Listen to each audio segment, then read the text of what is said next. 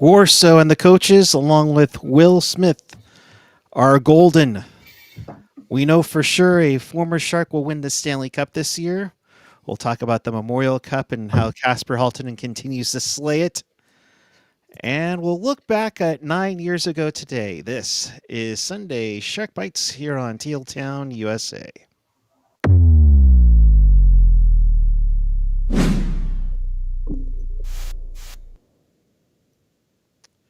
Good evening, everyone. It is May 25th, 2025. Welcome to Sunday Shark Bites here on Teal Town, USA. If you want to be part of the show, chat with us and fellow hockey fans all over the world.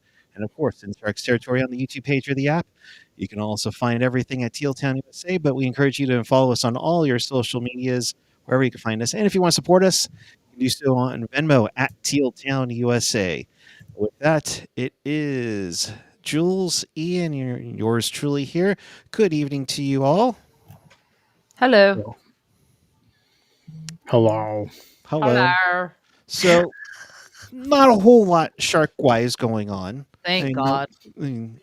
Thank goodness for a breather. I think the biggest news out of the Bay Area sports-wise is the jersey that's behind Jules right now with Fred Warner and Brock Purdy. But let's just put it this way. The guys did pretty good over in the Worlds. USA wins in overtime 1-0. Good on them. Yeah. And, I think in overtime, Tage Thompson, my fantasy go-to. Solid. OT golden goal, very nice indeed. Ian, what did you take from the U.S. victory? Nothing, because I don't care about the Worlds. No, it's good, right? Well, all right. Good night, everyone. No, it's look. And I think it's good that obviously I think the US saved their first title in 94 years or something like that, which is just fucking crazy to think about. But no, I think it's good, right? I think it's good for USA hockey to get that victory. I'm not, am I super upset that Canada bowed out to Denmark? Not really. Again, I don't. It's not a tournament I care a ton about, given everything else that's going on in hockey right now. At the same time, you have the Memorial Cup going, you have the NHL playoffs going. So it just, as far as this has always been kind of way down, and it's oh, if Canada wins, that's nice. If they lose, it's kind of whatever. It's just not a tournament that I care about a whole lot. But it's good. And I think it's good. It's awesome for Ryan Warsofsky, who I think you remind people again that this is a guy who's won pretty much everywhere he's been other than the NHL. And so far in the NHL, he hasn't really had the tools to do a whole lot of winning. So I think you can take, I think you can take some solace in that if you're a Sharks fan. Cause I know that there's some people that are pretty down on Warsofsky at this point, and I get it. I think, is Ryan Warsofsky the perfect coach? No, but I do think that there is a winning pedigree there, and it'll just, we just hope that it'll translate to the NHL at some point. Yeah, kind of piggybacking on what Ian said. Warsaw had the pedigree of he was one of the hottest coaching candidates, you could argue, at the time, and he was kind of thought to be that next great coach, right? Him, and then there's a few other guys you can blend in there. But no, good on them. Good on Will Smith. I think he finished the tournament with 8 apples or 7 apples. Someone can yell at me if I'm wrong in the chat. But good on them. And again, I didn't read too much into this tournament. No, but it helps that the Sharks coaches were part of Team USA. Of course, Will Smith was there. The stunning upset of Denmark over Canada to send Canada home, medalless. Yeah.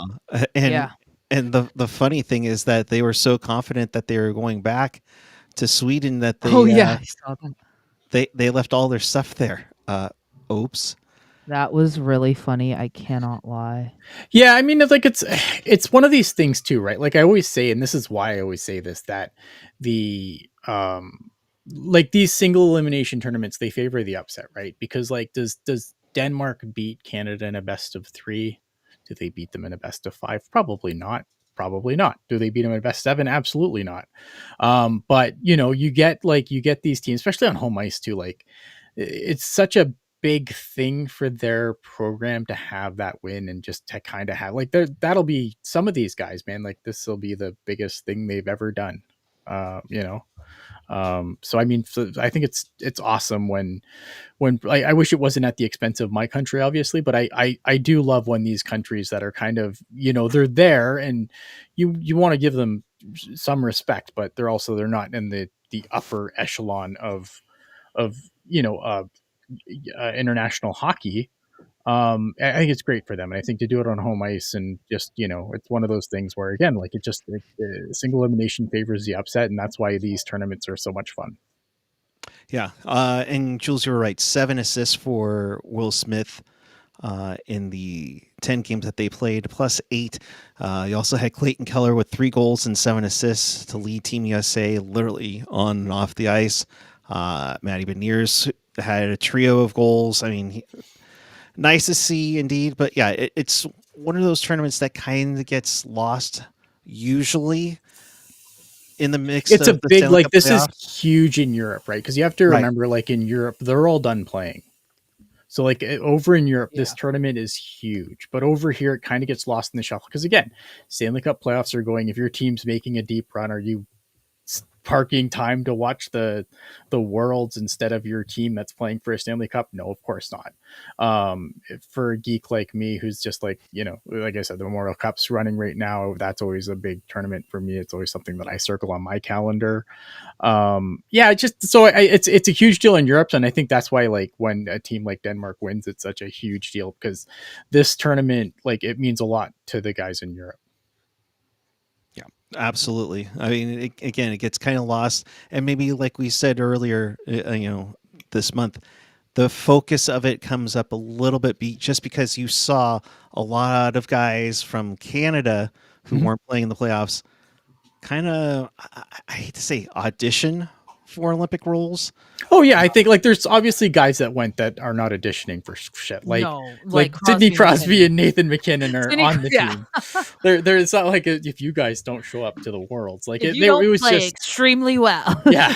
It's over for you guys. I don't know, maybe not, man. Maybe they've maybe after losing Denmark, none of them make it. No, of course they don't. Imagine Crosby doesn't make it.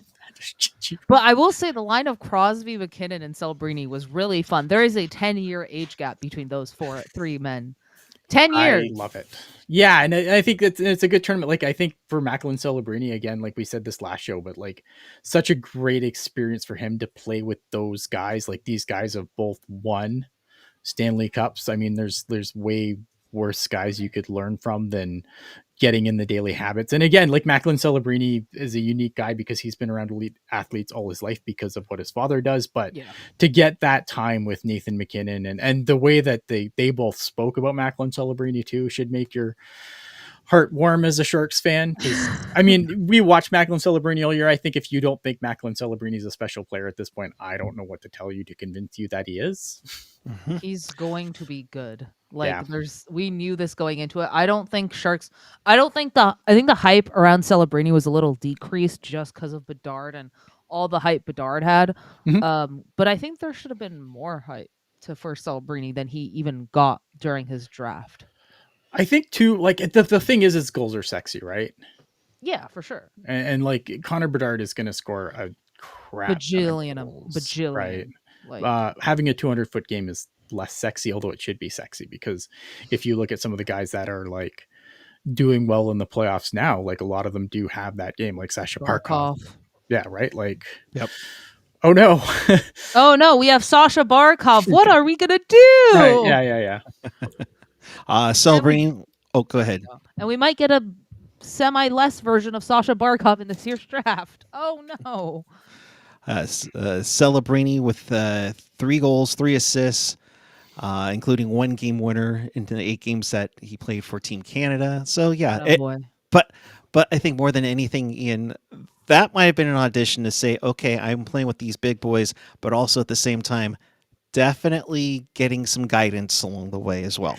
Yeah, I mean, like for you, if you do want to talk about guys that it is an addition for the Olympic team, like I think for a guy like Macklin Celebrini, it's 100% an addition for the Olympic team, right? And I think that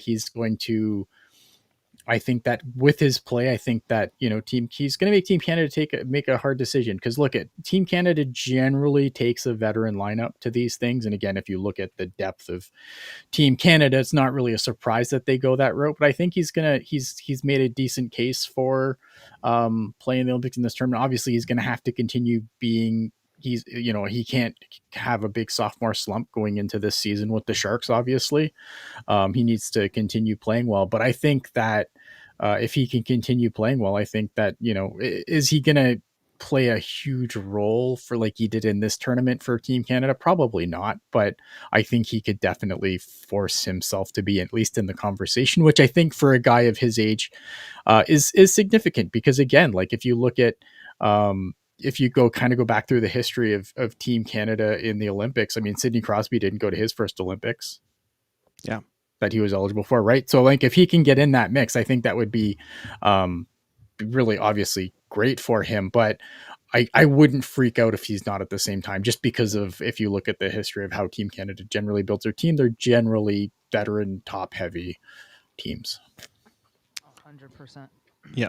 All right. So we close the book on the international hockey for a bit, and we move back over to North America. Let's talk about the Stanley Cup playoffs. Four teams. We need a moment of grievance for Ian's and I's bracket. Oh my God, it died in the first round. We need a moment of silence for Ian's and I's. Sorry. I thought you were going to say a moment of silence for the Carolina Hurricanes, because them too. Holy hell. They're part of the reason my bracket's fucked. I mean, down 0-3 again to the Florida Panthers. I gave them 6. What was I thinking? Dude, they haven't won an Eastern Conference Finals game since the fucking iPhone came out. Like, what are we doing here, boys? Also, Jules, what were you doing picking them to make the fucking... All right, here's my thing with Carolina. Sorry, I'm going to go off on a tangent for a second. Who did they really have to pass to get here? They had to beat the injury-riddled Devils and then the Capitals. And nothing against the fucking Capitals, man. Like, nothing against the Capitals. But now they're facing the fucking, like, probably back-to-back Stanley Cup champions. Let's just be real here. And they're just... Maybe. Like, oh my God, my bracket. Oh, that's ugly. But like, you know what I mean? Like, who did they have to pass to get here? And this isn't me trying to like diss on the Caps and like the Devils. The Devils were injury galore this year, and once they're healthy, they'll be fine. And the Caps had a season to remember, right? Like, no one was expecting them to be this good. But other than, like, you know what I mean? Like, who did they really have to face? I know my computer just froze, but something froze. You're fine. I hear you. You're good. But yeah, no, there's my thoughts on the Carolina Hurricanes. And now, since they're facing a team that's not like injury prone and not like completely miracle run, in my opinion, we're seeing a little bit of stuff come out. Anyways, there you go. Also, Jules is an idiot for picking them to make the Cup final. Ian, anything to add on the East? I again, it kind of is just this thing where I think, like, I don't think Rod Brind'Amour is a bad coach. But like at this point, isn't he incredibly overrated at this point? Yeah, okay, great. He wins a ton in the regular season. Fantastic. You know what? Like, you know what other team won a lot of games in the regular season and never had anything to show for it come playoff time? Or do they start with an L? No, they might be a team that we cover. Yeah. Oh, that's right. I didn't want to go there. No, I just like, I don't know, man. I'm kind of like, because there's some coaches in the NHL that they haven't really won anything. And they're just lavish praise. Him and Rick Tocchet, I think, is another guy. Like, what have these guys won? Nothing. Yet they're the greatest coaches in the history of coaching that we're told nonstop. And I don't think they're bad coaches, but I just think, like, I don't know, maybe at some point, if you're the greatest coach to ever coach, maybe you have to win something at some point, right? I agree. I don't think, the thing is, he's not a bad coach. He's not a bad coach. I just don't think he's the greatest coach to ever coach a hockey game. Like, to a certain degree, you also look at this Canes roster and like their rookies some nights play better than their stars. But Like, that's I think but fair that's to the say. like your coach's job is to have guys ready Yeah, to I know. play. Yeah. But also like what the Kings are a weird team, right? Their goaltending's made of glass. They made that whole Miko trade, lost Natchez, who could have been helpful for them right now. I think Like Stankoven's been great for them, though. I think Stankoven's been Stankoven awesome. so far in this conference final, Stankoven's been better than Rantanen. Yeah. Sure, give it like Rantanen a game or two and he'll I figure it don't out. know, man. If it's True, a it's Peter DeBoer Edmonton. team deep in the playoffs, the offense dries up always. Like true, yeah. I mean, I don't know, man. They're also facing McDavid and Leon Draisaitl, who after They're shooting on Stuart Skinner. I don't want to hear it. Okay, okay. Listen, we're gonna. So we've We have to talk transitioned over about to the Skinner. West now. Okay. We gotta no. We gotta talk about Stuart Skinner because okay. Sorry, Puckeye. Ian and I have derailed this. Go You on, want to go talk on. about fucking voodoo magic? Voodoo magic is Stuart Skinner. The definition of voodoo magic in the fucking dictionary should be Stuart Skinner, and here is why. Okay, this man is either putting up a fucking shutout or is allowing 18 goals, and there's no fucking in between. He only allowed 1 goal today. Okay, I'm sorry. He's either allowing a shutout or 1 goal. Fuck off, Ian. But my Okay. point being is that he is voodoo magic. You don't know what you're gonna get with that guy. Anyways, I rest my case. I was going to say, were you talking about Stuart Skinner or Connor Hellebuck? Well, at least with Hellebuck, we know he's not good in the playoffs. Yeah. I mean, At times, like he has his moments, sure, but he genuinely just isn't great in the playoffs. Just crazy. Yeah, I think just on that though, like I again, like I just bet against Edmonton at your own peril at this point. And I said it when we made our predictions, and I look at the Stars, right? And you look at the Stars, and yes, it's a Peter DeBoer coach team, and yes, his teams generally their offense dries up the deeper they get. But on paper, like, and again, games aren't played on paper, but on paper, like Dallas, in my opinion, is one of the deepest teams in the NHL. You want to They know have what? Jake Ottinger in net, who I would take over Stuart Skinner every day and twice on Sunday. Like this, they should win. And yet again, like Marty says in the chat, like Edmonton just finds a way, and they continue to find a way. And it defies fucking logic, but they do. Well, you want to know what Edmonton has that Dallas does not have? Connor McDavid and Leon Draisaitl. Yeah. But it's not even, but if you look at it's the not thing them, is though, but I'm just saying, like, yeah, they're deeper than they were last year. They are deep, like, and they're getting and the thing that's scary about Edmonton this year is that they're getting contributions from everyone. Like, I think they showed a stat today during the broadcast, the Canadian broadcast, and it was, I think there's like they still account for like a significant amount of Edmonton's offense. Ottawa. Yeah, I don't know how I got Ottawa in there. In Edmonton's offense, but I think it's only like 18% of they factor into 18% of their offense so far in the playoffs, which is significantly down from last year and the year before, where I think they made up like 50% of it. So I mean, like I think that's the scary thing about the Oilers this year is that they're not just getting offense from them. Like those guys are obviously really good and like they will make or break a series, I still think, but even without them, like they still getting significant contributions from up and down the lineup, which makes them scary, man. Like I at this, the way things are going, like it probably looks like it might be a rematch of last year's Stanley Cup final, but like that's gonna be a tough one to pick. Real quick, Connor McDavid has 22 points in 14 games. Leon Draisaitl has 21 in 14 games. Yeah, no, I mean they've contributed offense, but it's it's not.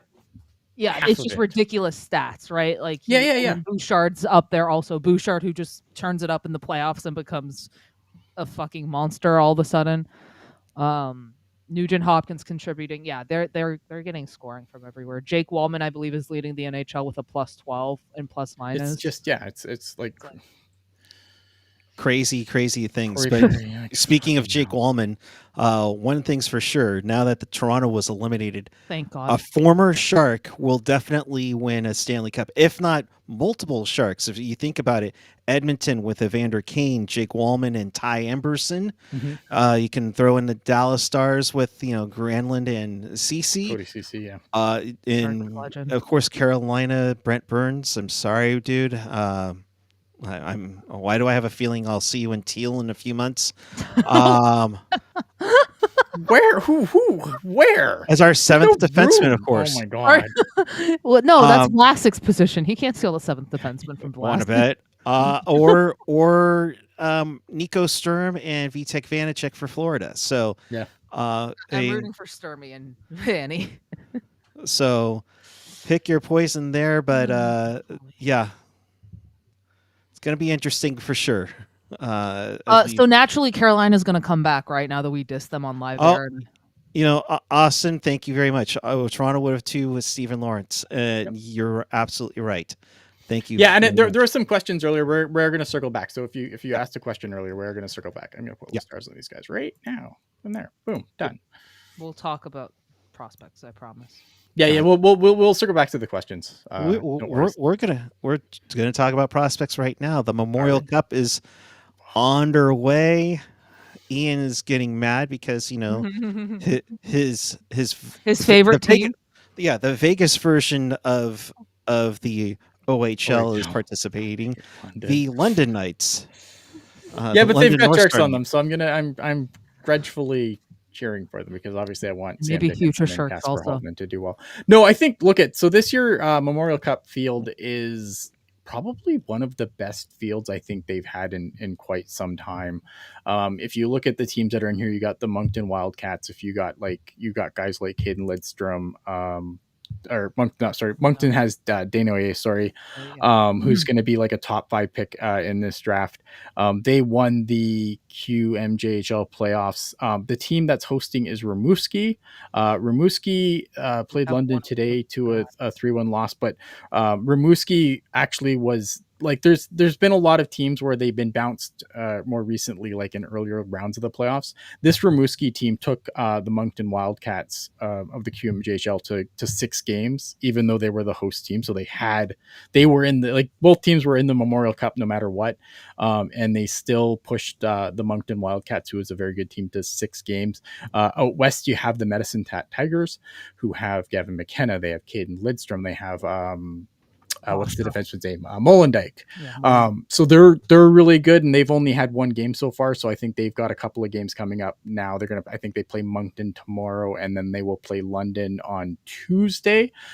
So I'm looking forward to seeing more out of them.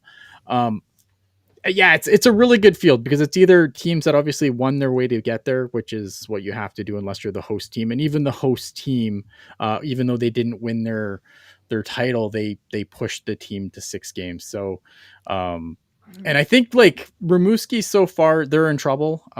They lost to the Medicine Hat Tigers in the opener, and then they lost to London again today. So they're in trouble now. They're going to have to win their next game to stay alive. But I still think like they're a really good team. Against London today, I thought they did a really good job of, because what Rimouski does really well is when you're in the zone, man, they give you no room to do anything. They just smother you in their zone. And it just, unfortunately though, like London finds a way. I guess I'm gonna steal Marty's line. So yeah, it's been really good so far. London has played. They played what, 2 games now? 2 They games. played 2 games. Yeah, they played 2 games. They beat, who did they beat yesterday? Moncton.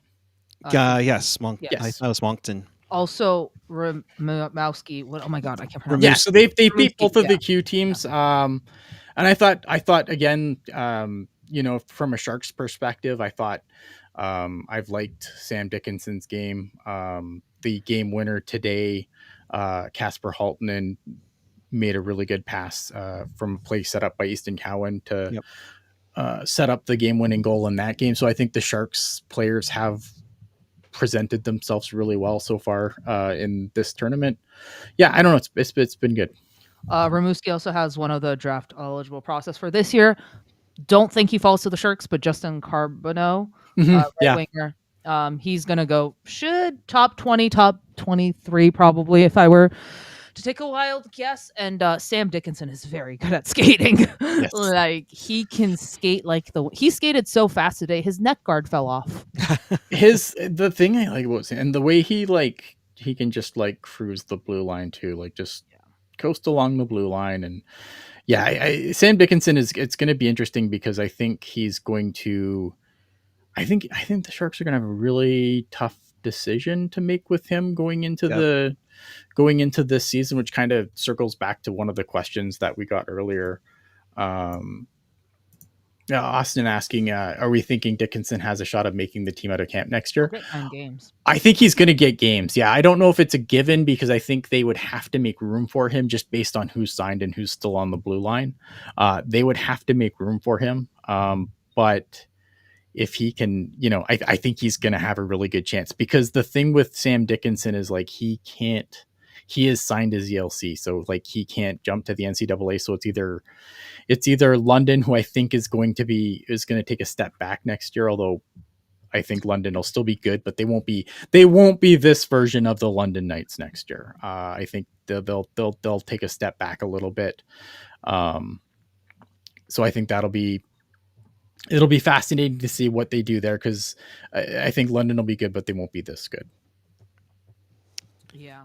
Makes sense. And to see, shoot, Dickinson looks so great. I mean, it'd be tough to just send him back to the OHL to do it, but that's kind of the only choice, either London. Yeah, because you can't or because he's signed his ELC already. So you like he's not one of these guys that can just jump to the NCAA to play against a little bit tougher competition next year. Like he has an ELC, he is 100% not eligible. So I think it'll be interesting to see. I think again he's going to have a really good camp, but I think he has the ability to make it a very interesting decision for the Sharks to have to make. Yeah. A great problem to have for sure. Same thing with Casper Haltinen, who did get some time in the A. Probably just go. Yeah, Casper Haltinen can go to the A Haltinen, next year. He's fine. They So- can send him wherever they want. And I think next year he's either, I think he's another guy who could be in the mix, but I do think he's probably starting the year on the Barracuda. Yeah. The Barracuda next year are going to be interesting, right? Because you're going to have guys like Lund, Haltnen, Musty, all down there. They should be fun. Probably Beasted. I don't think he makes it right out. He'll probably make it towards the end of the year and get a call up then, but they'll have Beasted. They'll have a lot of guys down there. There's I look at Casper Haltnen, I think if you're looking at like potential positions like on the Sharks, like obviously if they draft Michael Misa, I think he'll be in the conversation depending on what he does. Obviously now he is committed to Boston University, so again, he's for sure a Shark. Well, if he signs, right? If he decides not to sign and just goes to college for a year or whatever. So I think that there, that's a spot too. I think Igor Chernishev has a really good chance to probably get a spot on this roster. So just based on what they have there, I don't know. Austin asking OHL trade. I mean, yeah, I guess if they sent Dickinson back, they could trade him to another team. That's more in contention, and that's this. Look at this is what happens. This is what happens in the OHL, right? Teams that are falling out of contention will generally reload by trading off whatever good pieces they have left for just a shit ton of draft capital, and then that's how you kind of reload very quickly in the OHL. It's basically how it's done, right? You trade your guys remaining from when you were at the peak of your power for a ton of either players that might already like maybe first year players or a ton of draft capital, and that's how you reload. Yep. Especially when you're a team like London, because I think a team like London generally doesn't have problems getting guys to go there, and sometimes they surprise people by that people. It'll be interesting now because obviously like the college lane is now open regardless. But even when guys like there was times where like London would just draft a guy in a later round that everyone was like for sure is going to college, and then they end up showing up in London. So they've always done a really good job of getting guys to go there, and I think the thing that with the new NCAA rules that I'm concerned about as a like in a smaller market OHL team is like I think if you're like for in the OHL specifically, because I'll just speak to what I know. If you're looking at a team like if you're the London Knights or you're the the Kingston Frontenacs or you're the Oshawa Generals, I wonder how I think they are going to have an easier time stopping players from leaping to the NCAA as like after a couple of years or whatever. But I do worry about the other smaller markets ability to do the same. So I am a little bit worried about like just the competitive balance in the OHL. I just with the new rules, because I think that's like it's going to be interesting to see what happens, right? Because I think you're going to see I think you're going to see players go both way, but I think you're going to see a lot of the better players leaping to the NCAA as soon as they can. So it's something to keep an eye on.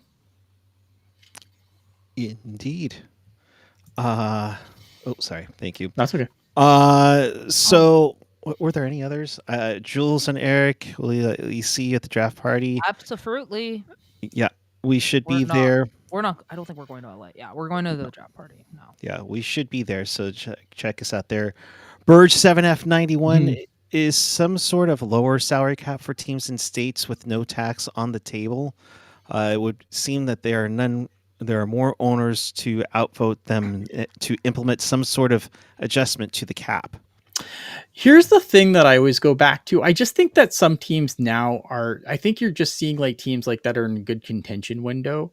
No one gave a shit about this when it was Chicago and LA dominating the I was cup about to final, say that. right? No one like there was none of this talk when that was happening, right? I just think that you have a couple of teams that happen to be in no tax states that have drafted well. And that, yeah, I think, have they gotten free agents? I think so, but I think it's something that they probably will look at in this upcoming CBA that they're working on because it is being negotiated right now. So I do wonder if there's something in there about it. But at the same time, I wonder if like, the salary cap's been along for so long. And like I said, when LA and Chicago were big guns, when San Jose was a contender every year, no one was whining about no tax states then. I just think it's right. It's managing your team well. Like, I don't know. I think it's something that's overblown. I think it's something that markets like Toronto really like to fucking whine about. But I mean, they haven't won. Well, yeah.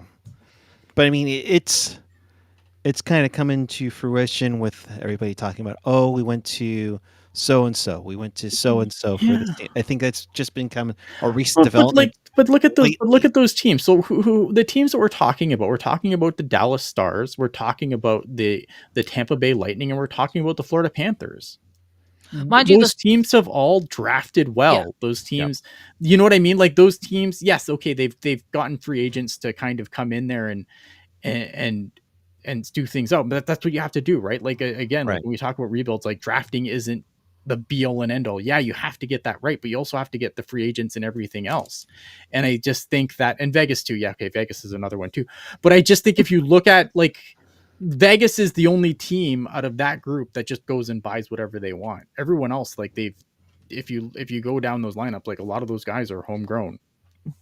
They got Jake Ottinger, Miro Heiskanen, and Jason Robertson in one draft in 2017. Yeah, like the Dallas Stars have drafted really well. So yes, being a no tax state certainly helps, but like they've also done the work. They've been very well run franchises since Florida's been very well run since their owner took over. I can't remember his name off the top of my head now, but since he's come in, it's been night and day. Gagliardi. I don't remember. I think it's something like that. But Jim Nill's done a fantastic job in Dallas. Yeah, like I because I think Florida was a disaster. They were. And then Yeah, they came in, I and think Tito came in, and everyone came in, and now look where they are. They're probably on the verge of back-to-back cups. You know, I think like a team like Vegas but like Vegas again, but Vegas, they don't Vegas get doesn't attached to draft. guys. They don't Vegas draft doesn't anyone. really Yeah, like Dorofeev. Yes, I think he was one of their draft picks. I don't remember, but they just go out and they just buy whatever they they just fuck they want. buy whatever they want. Like, Eventually, it's going to catch up to them, but oh no, because Mitch Marner's going to join Vegas and everyone's going to flip out. they'll figure out a way, right? Yeah, But they'll I figure think, out a way. but Vegas, the thing that Vegas does differently than other teams is like a lot of other teams. Let me fix my hat. A lot of other teams get loyal to certain guys. Vegas is loyal to nobody. Like Jonathan Marchessault, like was the heart and soul of that team, and he's in Nashville. Why? Because they thought, nope, we're gonna go buy this guy, and this is gonna be better. And I mean,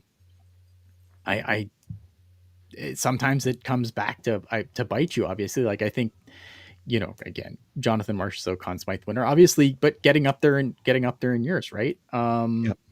But I think I think a lot of those other teams have done a very good job of doing all the things that you're supposed to do right. Yes, I think that having that ability to come in there and not, and be a lower tax, so you get to keep more of your money, I think that is appealing to guys. But I think that without the work that they've done internally that have nothing to do with the tax advantage, that's why they're good. They're not good because they don't pay taxes. They're good because they run good programs.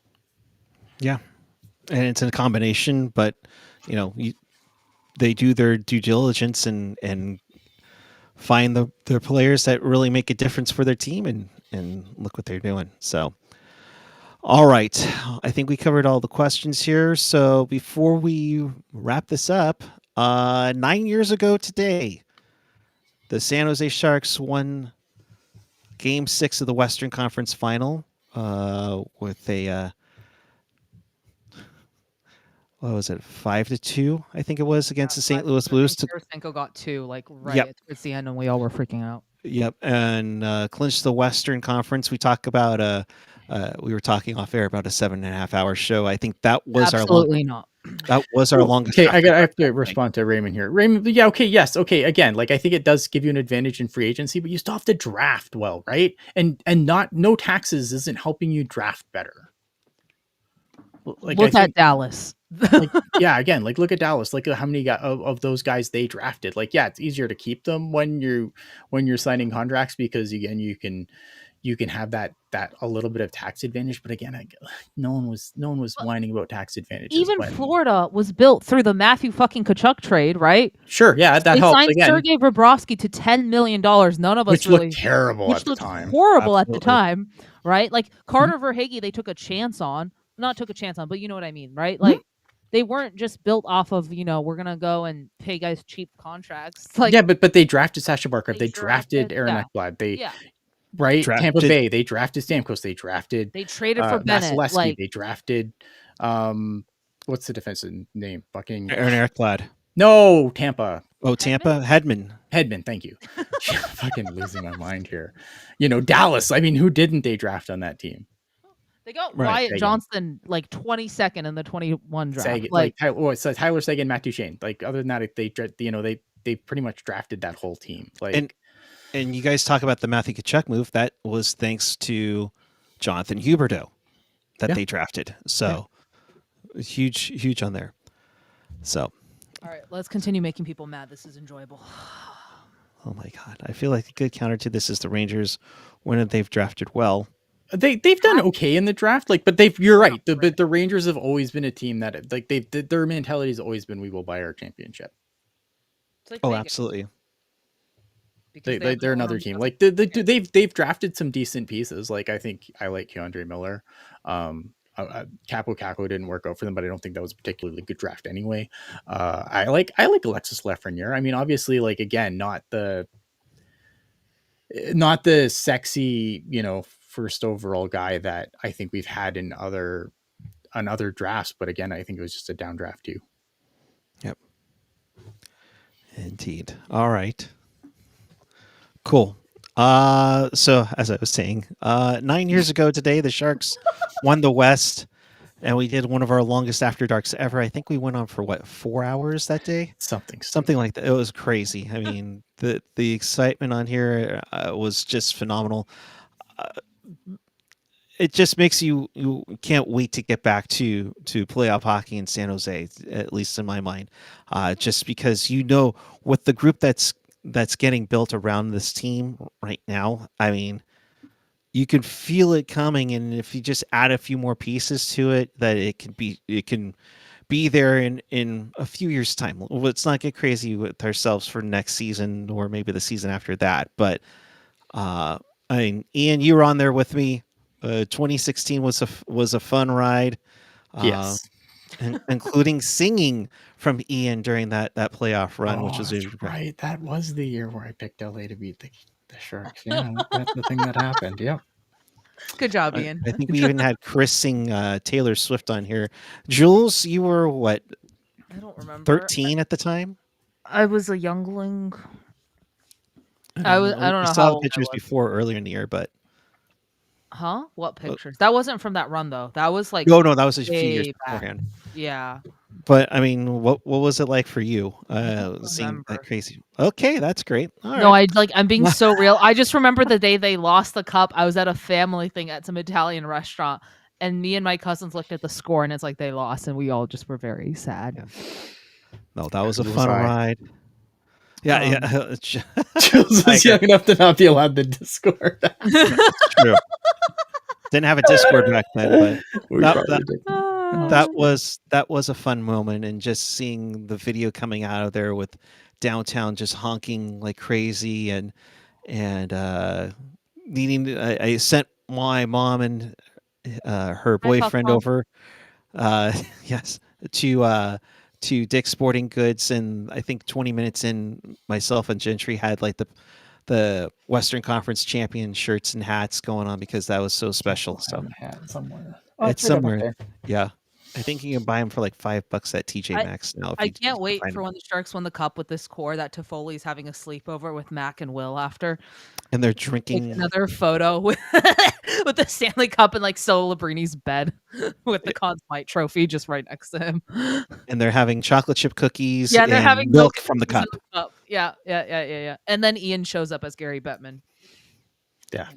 Oh yeah. Just for those of you who don't know, Ian Reed is Gary Bettman, so blame him for the In Sharks not winning the cup. disguise. In disguise. I'm just saying we've never seen you guys in the same room. It's true. Sharks last, yeah, and Puckeye had some dark fuzz. Yeah, oh yeah. If you go down years and years from Instagram. Well, actually, I think I put up one just the other Posted day, one so you could see recently. I was a how little creeped out. lush the beard was. I wouldn't call So it lush. yes, absolutely. Oh my gosh. All right. No. Well, in case you missed anything or want to watch this again, check us out on tealtownusa.com or wherever you get your podcasts. The audio version will be up shortly. Of course, if you're watching this on YouTube, thank you very much. Click like, click subscribe, hit that notification bell. What is happening in this chat? Uh, it really does help us out immensely. So get those thumbs up there. I'm afraid to look in the chat right now. It's not bad. But if you're watching the replay, leave a comment down below and tell us what you thought of everything that's happened this week. What is Ian is Bettman because he hates? Oh I dear don't hate Lord! hate. I just Ian think is it's Bettman because he loves Vegas. I love expansion and I think the game's never been better. Oh my God! The game's never been better. Oh boy. All right. Oh It boy. hasn't been. I don't care what anyone says. This is the best it's ever been. Yes. All right. Well, with that, Mr. You Bettman, know the final excuse me. thoughts? Yeah, Oh, Ian, your final thoughts. When the Sharks do good, it's good. I don't know, man. Thanks, man. Yeah, no, yeah. I look at no news is good news. I think on the Sharks front, I am looking forward to watching the rest of the Memorial Cup this week. I'm looking forward to saying goodbye to the Carolina Hurricanes again, and yeah, Someone clip that for when they come back in the series. Oh my God. Okay. that shit ain't happening. No, unless Jules makes a bet, but you know. Oh yeah, no, dude. Every time I mean, I did. All right, never mind. Anyways, my final thoughts. Stuart Skinner's the definition of voodoo magic. Webster Dictionary, if you're listening, please change the definition of voodoo magic to Stuart Skinner. Thank you. Gotcha. All right, Jules. Thank you. As for me, thanks for watching. Appreciate each and every one of you. Probably next week we'll be on some sort of realm of us. Well, yeah, I thought you were coming over to do the yeah. Oh yeah. So maybe we'll have a fourth person on here. We'll see. But until then, thanks for watching. Keep it real. Keep it teal. Keep it real teal. Have a great night, everyone. We will see you in the near future.